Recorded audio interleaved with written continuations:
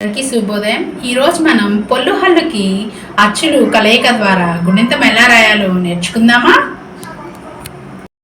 పిల్లలు, క అనే పొల్లు హల్లుకి అచ్చుల కలయిక ద్వారా కాగుణింతాన్ని రాయవచ్చు. అది ఎలా రాయాలో చూద్దాం పదండి. చూడండి పిల్లలు, క ప్లస్ ఆ క. ఈ ఆ అనేది అచ్చు అక్షరం కదా, క అనేది పొల్లు హల్లు. ఈ కి ఆ కలిపితే క. ఒక్క ప్లస్ ఆ కా.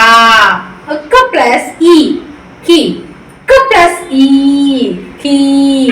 క ప్లస్ వు కు. క ప్లస్ వు కు.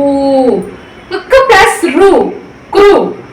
క ప్లస్ రు క్రు. క ప్లస్ ఏ కే. క ప్లస్ ఏ కే. క ప్లస్ ఐ కై. క ప్లస్ వో కో. క ప్లస్ వో को.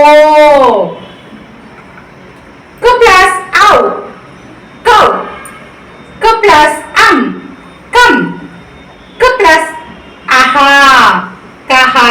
చూశారు కదా పిల్లలు, కానీ పొల్లు హల్లు అక్షరానికి ఈ అచ్చులన్నీ కలపడం ద్వారా కాగుడింతం తయారైంది కదా.